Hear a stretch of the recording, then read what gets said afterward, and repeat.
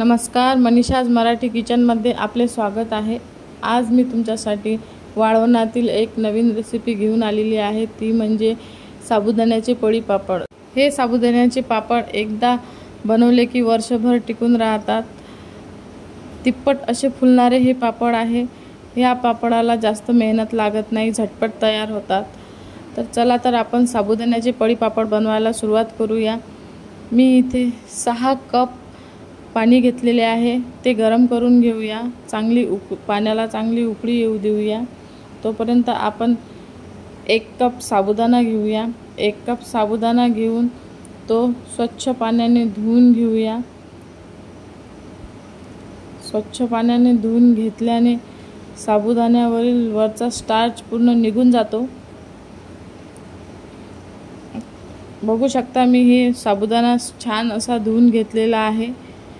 तर पाण्याला छान अशी उकळी आलेली आहे, त्या उकळीमध्ये आपण साबुदाणा टाकून घेऊया। मी इथे 6 कप पाणी घेतलेले आहे आणि 1 कप साबुदाणा वापरलेला आहे।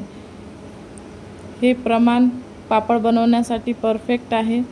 मी गॅस बंद केला आहे आणि त्यामध्ये मी साबुदाणा टाकलेला आहे।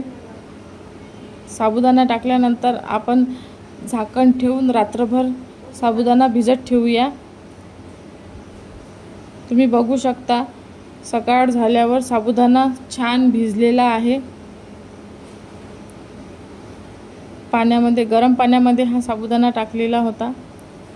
साबुदाण्याचे गोळे झाल्यावर तुम्ही टेन्शन घेऊ नका, कारण की साबुदाण्याचे गोळे हे सर्व निघून जातात।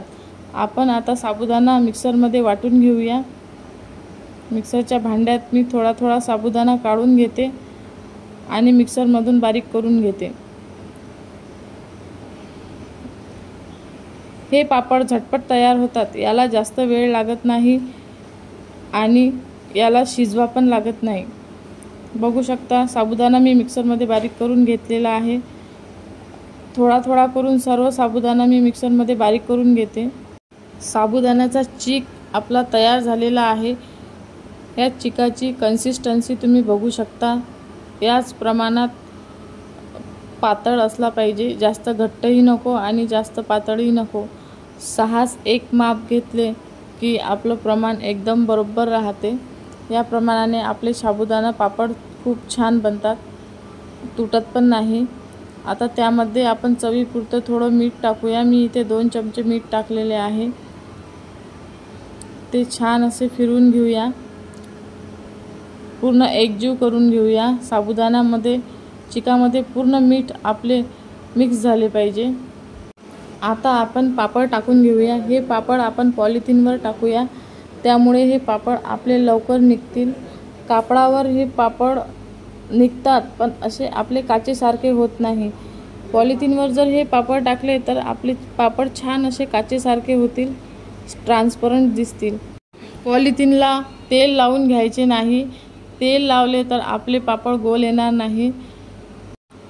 मी इथे एक एक करून सर्व पापड टाकून घेत आहे, तुम्ही बघू शकता। आणि पॉलिथिन ही सरळ टाइल्सवर ठेवायची आहे, सरळ जागेवर ठेवायची आहे, त्यामुळे पापड आपले गोल येतील आणि सरळ निघतील।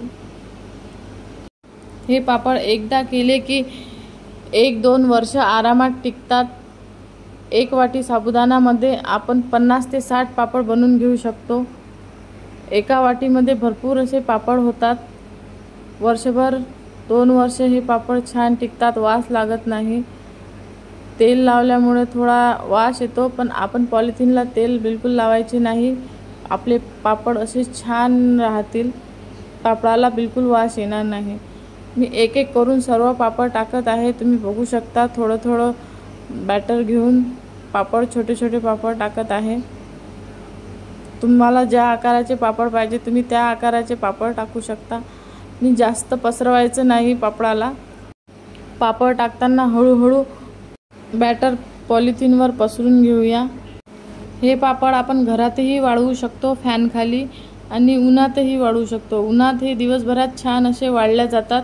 तुमच्याकडे ऊन पडत नसेल किंवा ऊन यायला जागा नसेल तर तुम्ही हे पापड फॅन खाली पण वाळवू शकता, घरात पण हे छान असे वाळवले जाते। तुम्ही बघू शकता इथे माझे सर्व पापड असे टाकून झालेले आहे। पापड टाकून झाल्यानंतर दिवसभराच्या उन्हामध्येच हे पापड छान असे वाळलेले आहे। तुम्ही बघू शकता हे पापड पॉलिथिनला एकदम चिटकलेले नाही, अलगदच असे निघत आहे। तेल लावल्यामुळे आपला पापड व्यवस्थित निघत नाही। तसे आता आपले पापड हे छान गोल असे निघालेले आहे। एकसारखे पापड दिसत आहेत, काचेसारखे आणि ट्रान्सपरंट दिसत आहेत। तुम्ही बघू शकता आपले पापड खूप छान झालेले आहे। सर्व पापड मी इथे एका भांड्यामध्ये काढून घेते आणि 2 दिवस उन्हामध्ये सुकून घेते। 2 दिवस हे पापड उन्हामध्ये छान असे सुकले जातात। 2 दिवस छान ऊन दाखवल्यानंतर आपण हे पापड डब्यामध्ये भरून ठेवू शकतो। हे पापड दोनही वर्ष असे छान राहतात आणि तळल्यानंतर पण पांढरे शुभ्र दिसतात। तुम्ही बघू शकता सर्व पापड काढून झालेले आहे। आता मी तुम्हाला एक पापड तळून दाखवते की आपला पापड तिप्पट असा फुलतो तळल्यानंतर।